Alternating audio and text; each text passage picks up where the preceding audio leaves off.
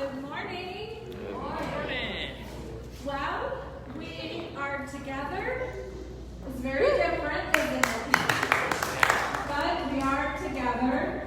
And just to let you guys know, we're just going to have to be super flexible because there's certain things that we have to do to even, be able to meet, and we need to follow those guidelines. And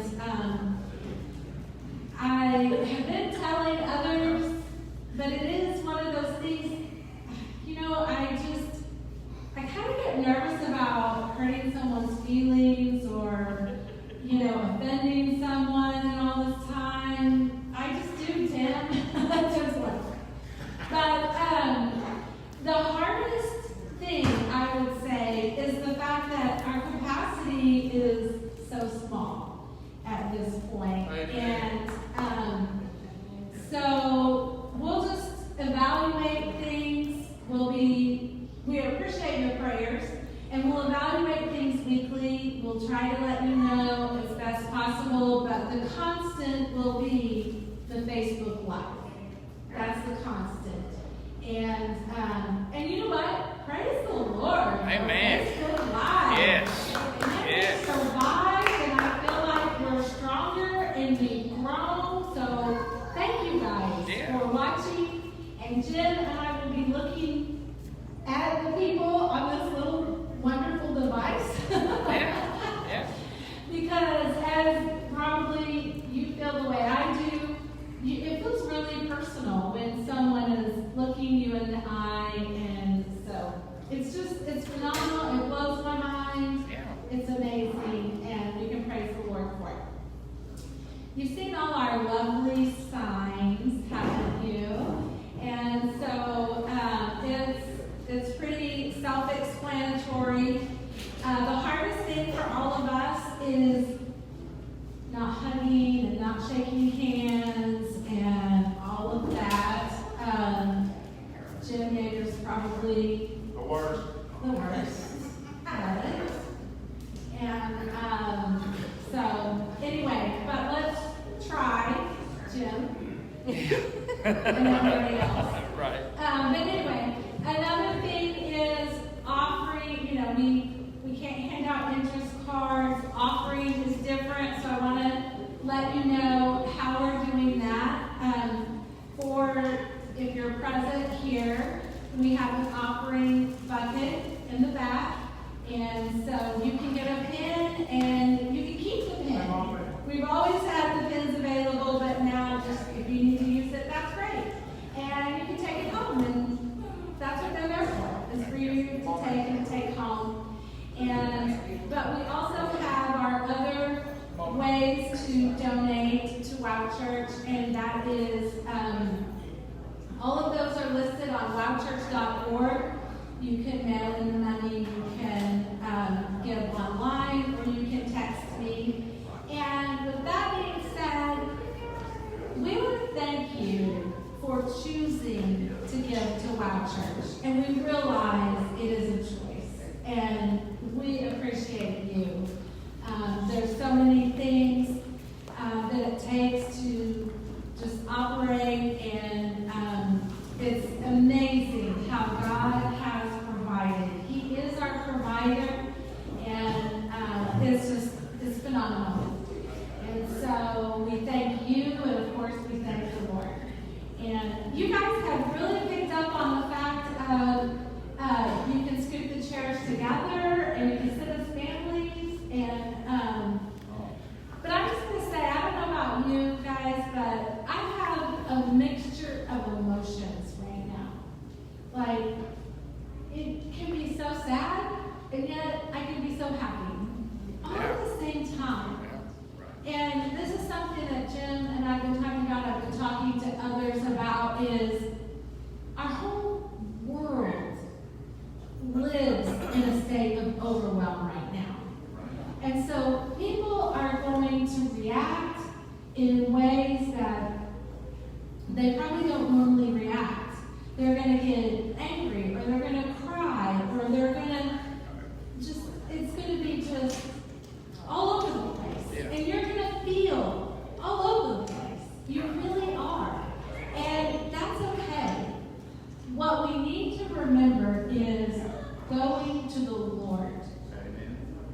reaching out to Him. God, this is how I'm feeling. Like our prayer that we pray. What do you want me to know about what I'm feeling? That's what I've been going to the Lord about, and it's helpful to me. I hope it's helpful to you. It is. And so, but just remember that. In addition to all this and being at a high state of overwhelm when we wake up in the morning, maybe you've noticed you're not sleeping as well.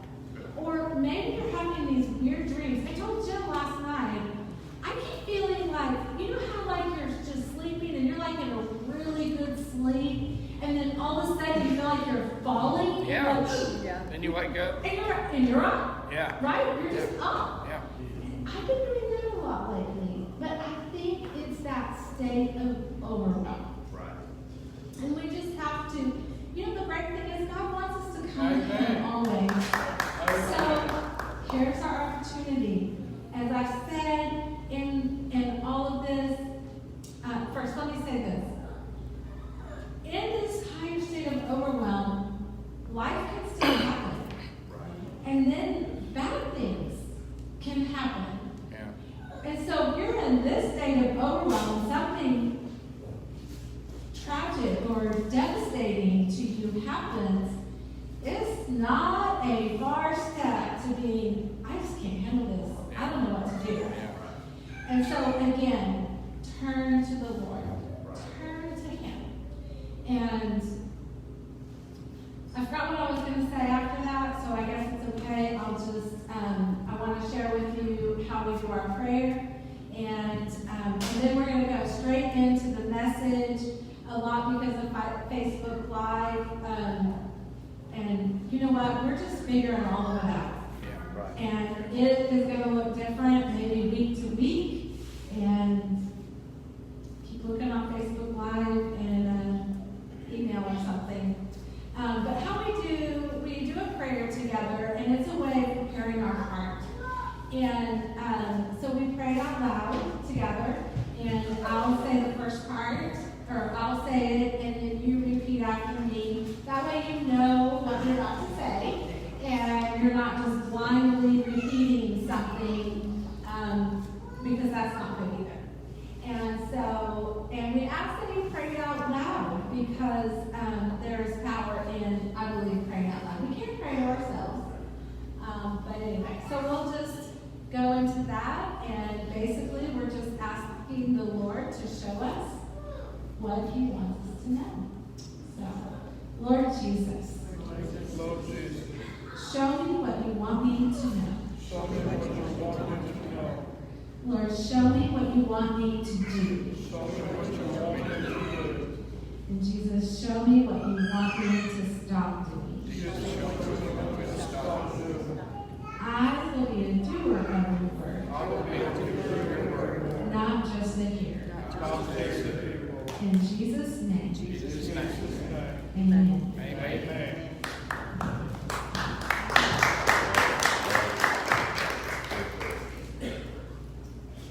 It's really good to see you guys today and to see you in this room. This has been as Michelle said, it's been a very unique time. The lesson today is going to be Romans chapter 13, and it's talking about basically obeying the government. Now I know for a lot of Oklahomans, some of the most rebellious people in the United States of America. And you say, no, we're not. And I say, yes, we are. You know what? You know how an Okie reacts to you can't do that? Oh, really? I'll show you I can. Right? Yeah. So I'm saying that because every now and then we need to hear this. All right. I did want to address one thing that Michelle she was explaining everything really well, but she mentioned something about she was afraid she might offend. She was afraid she might cause somebody to get upset or whatever. She's talking about the social distancing and all of that. She is not talking about the gospel. We are not ashamed of the gospel. gospel. No. We are not ashamed of the Bible. We are not ashamed of the God of the Bible. And we will tell that to the world regardless. That is not what she was talking about, just so you know. It was about this whole thing. See, some of us are wearing masks, some of us are not. We all have the right, even under the CDC guidelines, to do things that are best for us as long as we're not causing somebody else to have an issue. All right? And that's a hard thing to figure out. You know, if you'll remember, for 2 years while I was on chemo and radiation, I wore a mask how many Sundays, right? One of the reasons I did that is because my immune system was shot.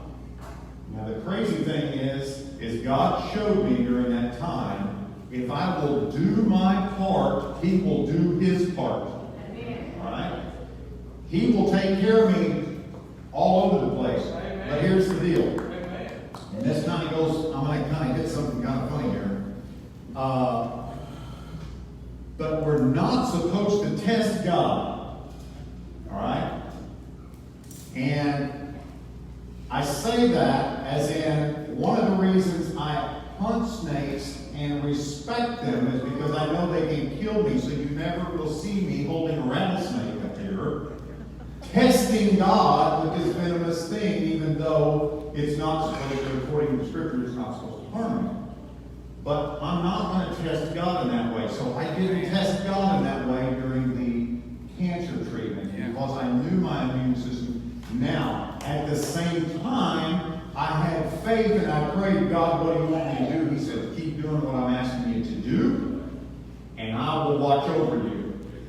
And you know, for 2 years while I was on chemo, radiation, and that last chemo that nearly killed me as far as I'm concerned, I never even got a sniffle. So see, God can show up in the middle of anything. Now, as your leader, I am not wearing a mask. I have worn one all this time. I'm looking at the data. I'm paying attention to the guidelines. And so I'm trying to do my part. I have just chosen in certain situations, or most situations, not to wear a mask. I'm not offended by you wearing a mask. I'm not judging you. You've got to do what's best for your family. And that's what matters. Okay? So please don't be offended that I'm not. But there's a lot of reasons for that. And the number one reason is it makes my glasses fall up. I can't see. Yeah, for all those different. And I figure you'd rather me not run over you than to, anyway. So, now, to get into a little bit of background on the lesson. Chapter 13 talks about obeying or respecting or following your government or the officials over you, talking about honoring them and doing what you're supposed to do. All right? I'm not going to get into the politics of anything that's going on right now, but when you have, there's one thing to do a protest, which there is nothing wrong with. In fact, we need to protest certain things. But when we riot, loot, destroy, kill police officers, and things like that, we are now crossing a complete line of something else. All right? And the reason I say that is if we claim to be followers of Jesus, we need to read the Scriptures. All right, now, Romans chapter 13, 14, and 15 deal with all of that. Now I'm going to do a series on those in the next 3 weeks. But let me give you some background information. We were talking about culture, right, earlier. If you study the Bible very much, you realize that you have to take in the culture for you to fully understand what's being said. All right. The book of Romans is written to the Romans that are Christians, because Paul is in Rome awaiting his trial, where he ultimately will be beheaded. Right? And by the time this book is written, and by the time I believe it's 2 Thessalonians is written, Paul gets his head taken off. All right? He is chained. He is in prison the whole time this book is written. All right? So do not think, oh, he doesn't know what I'm going through. No, he knows more than is going on in the world at large than any of us can even remotely understand. Right. Yet he preaches this message in a way that is unbelievable. Now, here's the culture. Rome is in charge of the world. Amen. Of the known world at that time, Rome was in charge. All right? Now you say, well, what does the Roman government look like? It is a cross between monarchy and democracy, which is a weird combination, but it's happened several places in the world. It is an imperialistic government, which means they have an emperor, not a king. And that emperor can be elected, or that emperor can come in charge because he did a coup on the last government and killed the last guy that was in charge. Either way, it was acceptable in Rome. All right? Then they had a Senate and a House. They didn't call them that, but they called it the Senate. It was similar to our form of government. In fact, a lot of our government is a carbon copy of the Roman government. Their symbol was the eagle. Our symbol is the eagle. That's not a coincidence. Now, here's the interesting part. Paul is a prisoner of Rome with certain rights and privileges. Even though he had a chain on, and even though he lived in a rented house, he had a Roman guard posted by him at all times so he couldn't run away. He could have visitors come. But ultimately, once he was tried and convicted, he was going to have his head taken off, regardless of whether or not he was a Roman citizen or not. In other words, he was found guilty of whatever treasonous act he did towards the Jews, which in that time was a highly powerful ethnic group within the Roman Empire. Yeah. All right? Plus, he loved the Jews. And you'd say, well, why did he constantly go and preach in the synagogues? Because he loved the Jews and he wanted them to know that Jesus was the Messiah. Right? So he would go to them first, and then he'd kick the dust off of his feet when they wouldn't listen, and as they accused him of everything. And then he would go and tell the Gentiles. Now, one of the reasons we need to pay attention to Paul when he writes things in Scripture is he was the Billy Graham of his era to the Gentiles. In fact, if you're sitting in this room, it's because of the churches. Well, number one, it's because of Jesus. Secondly, it's because of the churches that Paul planted in and around the Mediterranean Sea. And those churches, what's crazy is I was watching a documentary the other day in Mesopotamia, which is basically what Turkey and Greece, and it's in that region, right? And some of the Aeneas, right, because there's several, right in that area. Those churches that Paul planted are still there to this day. Wow. And those people who preached the gospel onto Europe, and the Europeans then came to the Americas, the reason we have the gospel is because of the very churches he planted. So if he's writing something in the New Testament, and by the way, he wrote 13 books out of the New Testament. 2 of them are not positive that he penned, Romans and, no, it wasn't Romans.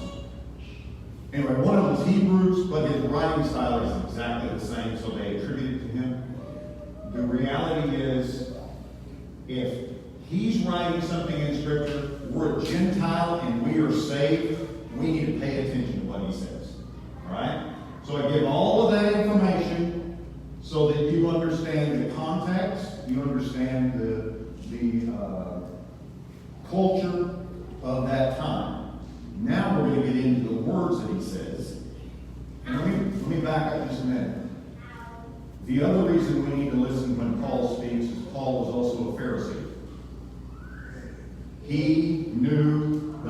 Testament backwards and forwards, probably memorized. He knew every prophecy that was written and its fulfillment of how Jesus fulfilled it. Right? I call him the genius of the New Testament world. He was the genius in the first century church. And when he writes these things down, it's because he has an understanding of Old Testament law, rule, and significance. And he also has the Spirit of God in him to determine what that's supposed to look like. All right? Now, let's pray. We're going to dive into chapter 13. Father, in the name of Jesus, I thank you for this time. I thank you for your word. I thank you for the history that is in Romans so that we understand what our history can look like or what our history has been. And how important it is for us to not only look at the history and study the history, but to study how the Spirit, your Spirit, the Holy Spirit, the Spirit of God, functioned in Paul's life and the believers in that era. Because, Father, we know that this first century church is who, in so many ways, we are supposed to be patterning ourselves after. Father, use us for your glory. Give us ears that will hear and give me the words to say. In Jesus' name, amen. Amen. Okay.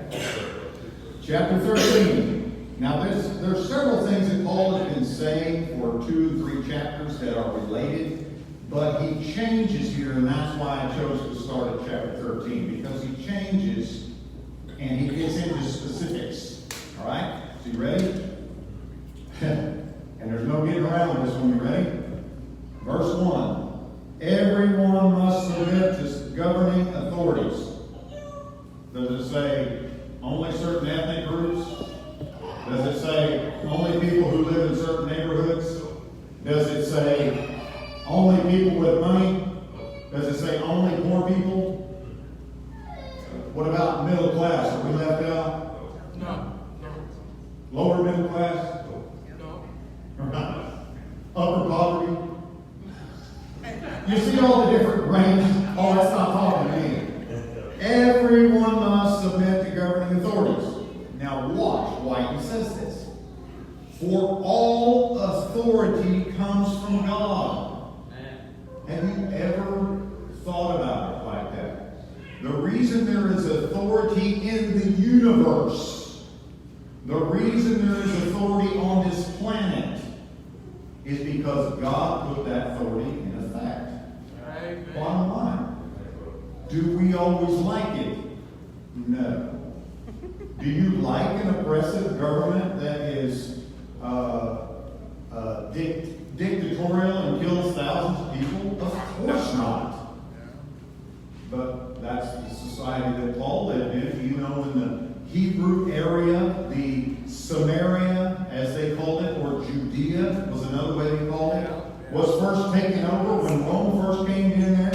What did the Hebrews do? They defended themselves, and they said, "You will not take our land." And the Roman government said, "You don't know the machine that we are. That's right. Yep. If you want any kind of freedom, you better submit right now." Right. Now, for an American, when I hear that, I go, "I'd have thought too." Yes, you would. But once you were defeated, what do? You submit. Yep. All right. Submission. Now, this is a word in the English language that's tough. Submission does not mean cower. Submission doesn't mean you're a wimp. Submission doesn't mean that you're a turncoat. Submission means you're like Jesus and you serve. Yeah. Right. That's what it means. All right? Servanthood, you know, Jesus said, if you really want to be a leader, learn how to serve. That's right. Everybody wants their opinion known right now, and they all want to be a leader. Amen. But nobody wants to take that slow uphill climb that leadership takes. They don't want to put the time in. I want to be a leader. Okay, you're chief. You're chief for the day. And you know what I'm going to do? I'm going to watch back, and I'm going to stand back, I'm going to start praying. And pray that they don't fall flat on their face. And I'm going to pray that whatever decisions they make don't kill a lot of people. Because most people, especially this generation, have no idea the long-term effect of anything. The decision made today has ramifications for 100 years in a society. Right? I wanted to touch on this a minute. As much as I watch the statistics of the COVID-19 thing, and as much as I pay attention to that, and as much as I go, well, we haven't even hit a percentage that's really dangerous yet. See, that's the way Jim thinks, right? You know what we don't know? We don't know the long-term effects. You know, my sister called me, who is 7.5 years younger than me. She called me 2 days ago and said, would you pray for me? I said, absolutely, huh? She said, I've got shingles. Right? Well, how come I don't have? I'm older than her. It affects some people. What does shingles come from? Chicken pox. Chicken pox. Chicken pox happened to us as kids when? For me? 50 years ago. The long-term effect of chicken pox is it can come back as shingles now, and it can be 10 times more painful than chicken pox ever was. So what we don't know about the COVID-19 thing is we don't know the long-term effect. Now, I'm not saying that to scare you. I'm saying that to say one of the reasons the CDC has put out some of these guidelines is because they don't know what the long-term effect is, and ultimately they know in their leadership situation they are responsible for you, right? And so they are, hey Wes, the kids are doing just fine. Yes. You're a good dad. But don't sweat it. Don't bother me. All right. So here's the deal. We don't know the long-term effects, and so they're just trying to do what's best for all of us. Right? Okay. Now, for all authority comes from God, and those in positions of authority have been placed there by God. So anyone who rebels against authority is rebelling against what God has instituted, and they will be punished. Dang! When I read that, Yeah. you know, I've told you this 100 times. I'm an Okie. I'm an Okie. And when the speed limit sign says 70, that means I can drive 75, right? Right? No. It means that's the limit. Right? Everybody's like, And if you're from Texas crossing the Red River and your speed limit was 75 and I'm driving along at 75 too and I cross the Red River, I slow down to 70 and all the Texans are passing me. Well, if it's 75 in Texas, it's 75 everywhere. Well, if that's true, how many of you have driven to El Paso? On I-10. What's the speed limit out there? 80. Why? Because it's a long way in between stuff. Yeah. Right? What's the speed limit in Nevada? In the middle of the desert? 80. 80. Can you drive 80 in Oklahoma and not get a ticket? Oh, no. Sometimes, if the cop is chasing somebody else, that's my thing. When he's chasing somebody else, he ain't paying attention to me. What is that called? Rebellion. So I'm just calling it what it is because I'm talking to myself. And by the way, the older I've gotten, the more I've slowed down. I'll tell myself. oh, Tim, you probably shouldn't. No, I'm gonna say it. Because I need to stop doing this. I grew up in an era that has no seatbelts. In fact, my dad, for a game, we would drive the 57 Chevrolet, and he'd put me in the back dash of the window, because in those days, the back dash was huge. And he'd hit the brakes at 40, and it'd slam me right in the back of the back seats, and I'd fall down the floor. Do it again, Daddy! And we'd do that all the way to wherever we were going. We had seatbelts on the 64 Malibu. There were seatbelt things up here on the jam above the door.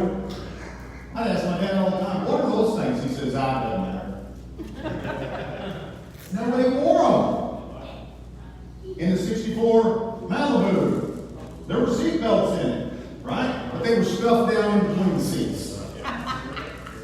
So, when I got my first pickup that had a seatbelt in it, I said, how can I get, with the dinger, how can I keep this thing from dinging? Well, back in the 80s, you could unplug it under the seat.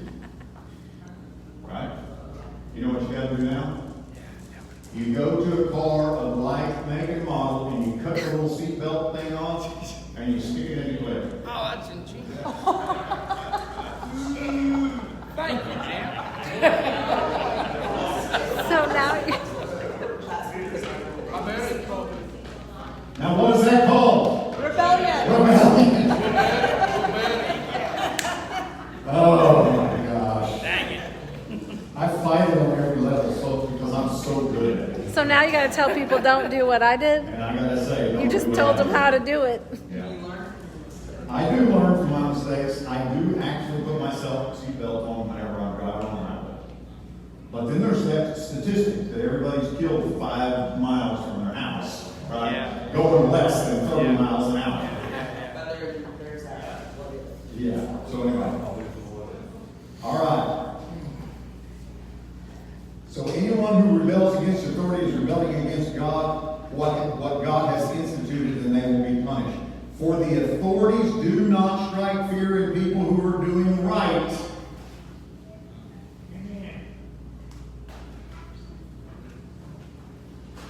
Why do I panic when I'm driving? When I'm speeding? Because I'm afraid I'm going to get caught. Exactly. You see what I'm getting at? Now I use this all the time because we can all relate to it. But I know I'm guilty of it, and I'm getting better. And I actually call myself under God's authority many times when I recognize that rebellious attitude. Yeah. Right? Why? So I'm working on it. Why? All right. All right. Would you like to live without fear of the authorities? Do what is right, and they will honor you. Wow. Would you like to live without fear for the authorities? Do what is right, and they will honor. The authorities are God's servants sent for your good. But if you are doing wrong, of course you should be afraid, for they have the power to punish you. They are God's servants sent for the very purpose of punishing those who do what is wrong. So you must submit to them, not only to avoid punishment, but also to keep a clear conscience. Now, we live in an imperfect world. Are some of those people in authority going to make mistakes? Yes. Absolutely. Are some of them forgivable? Yes. Are some of them not? Under God? Yes. Under our laws? No. That's part of what we're dealing with right now. But everybody is affected by that, and we need to pay attention to that. Okay? Now, so you must submit to them to not only avoid punishment, also keep a clear conscience. You know, I have learned that a person, and I'm going to include myself in this, when I have a clear conscience and I go to sleep, I sleep like a baby. When I don't have a clear conscience, I sleep like crap. And that's across the board with whatever's going on. Okay? Now, I'm going to back up just a minute. And you say, somebody might say, yeah, but what about the injustice that happened the other day? What about this and what about that? Americans, because we value our freedom, we have a tendency to worship our freedom. Yes. We Yes. need to be very careful. Yes. Here's why. Paul wrote this in a society. I said this to Michelle one day as I was getting ready to preach the Christmas message last year. Yes. Do you know from the time Mary was born, living in Roman-ruled Judea, her age of kid, when she was 12, 13, 14, when she was pregnant by the Holy Spirit, so that baby Jesus. By the time a child under Roman rule, even living in a rural town, which Nazareth was, had already seen a Roman soldier kill at least one person in their life, right in front of them. Because Rome said, I've told you 17 times to pay your taxes. And you treat the tax collector like crap. And they would walk up to him with that little 2-foot sword. They would gather everybody around in the village and they would go, shoot, pay your taxes. Paul knew that when he wrote that.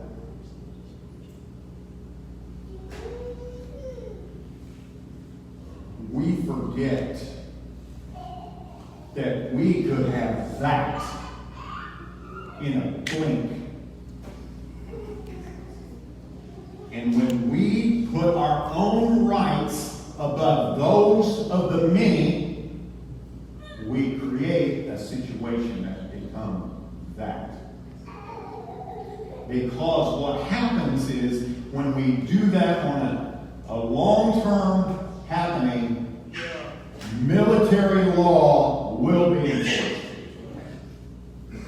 And if you don't want that, you better make dang sure that your goals for whatever you're doing are best for the many. Yes. Because if they are only best for you, the individual, you have no idea the long-term effect on that. And the reason I'm saying that is this millennial generation coming up has a tendency to think that way. And they have no idea what the long-term effect. A lot of people in this generation go, well, you just don't know what we're going through. Hey, dude, I grew up in the 60s. What are you talking about? I watched the Berkeley students spit on Vietnam vets when they came home and call them all baby killers because of what one guy did. And if you study that backstory out, the reason the My Lai massacre even happened was because the Viet Cong had infiltrated every one of these little villages, and they would strap a bomb onto a baby, and when the Americans would come in to try to help the people, they would gather them all around and they would nuke that child and kill everybody. And after that platoon had gone from 50 guys down to 10, the guy said, I don't trust nobody. And he walked into that setting, the child come walking out, and he just lost it, and he killed all of them. That's a terrible story. That is a terrible story. But the way our Vietnam vets were treated was pathetic. And it came from, I know what's right because I'm educated. And it was wrong. And so when millennials say you don't know, I say to you, you have no clue. I watch that on TV every day. I'm 14 years old. I got so fed up with it, I told my dad, sign me up, I'm going to Vietnam. And my dad said, Jimmy. Number one, you're not old enough. Number two, I can appreciate your heart. But we got to work this thing out democratically. And you know what? Finally, our Vietnam vets, brother, are getting the respect they deserve. It was not their fault that they had to go to war.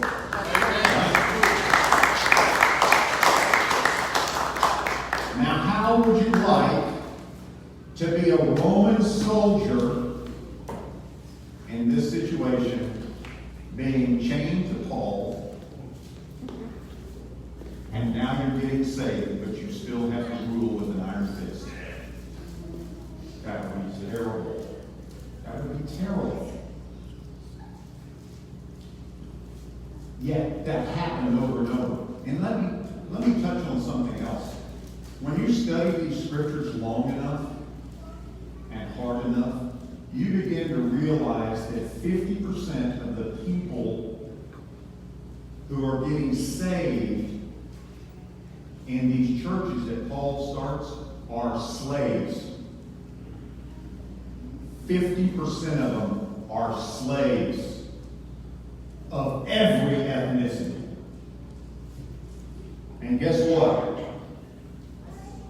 Paul starts this out knowing his congregation. He says, everyone must submit to the governing authorities. Amen. Amen. When we begin to see that, I want us to appreciate our freedoms, but stop worshiping it. True freedom comes from a relationship with Jesus Christ the Messiah. Amen. True freedom comes from the Holy Spirit indwelling you and teaching you a new way of thinking. Amen. All right? There could be, and for you conspiracy theorists out there, there's 100 scenarios that could go down in the next 20 years in America. But does that mean we're going to kill our neighbor because they come over asking for food? No. No. No. Does that mean we're going to shun people because we're afraid of them? No. The Christian loves indiscriminately across the board. And if we will take on these attitudes, it doesn't matter what happens to America, good or bad. We will do what God has called us to do. Amen. I want you to be thinking about these things. I think this is the first time I ever looked at the camera. I'm sorry about you guys. You're out there. I see you. And but I want you to be thinking about these things because there are a lot of people right now. There again, I've tried to stay out of the politics of it. Okay, I have my own opinions about things, but guess what? Opinions are like armpits. We all got two, and they both stink. Right? That's the reality. Some worse than others. Some worse than others. And that's why we use biblical deodorant. Right? Because it helps us to become who we're supposed to be. Right? Be thinking about these things this week. There's a lot of conversations going on. And as Michelle has said, because we're already in all this overwhelm, it ain't going to take your opinion being spoken not in love about that long, and somebody's going to get mad and they never going to listen to you again. That's right. We got to pay attention to that, right? That's right. Because we want to always be able to share the gospel. We want to always, what's the two commandments you said? Love the Lord your God with all heart, mind, soul, and strength, and to love your neighbor as yourself. How can you love your neighbor as yourself if you're shoving your opinion down their throat? They are not going to take it. So how can I love in the middle of it? Be thinking about these things this week. Thank you guys for being here. Thank you for following the guidelines. I didn't see anybody fuss over the chairs this morning, which I appreciate. Because honestly, I want them all out. Right? And I want us all crowded together. And I want us all hugging or whatever you want to do. But those days are coming. Amen. We just got to be patient. Let's pray. Father,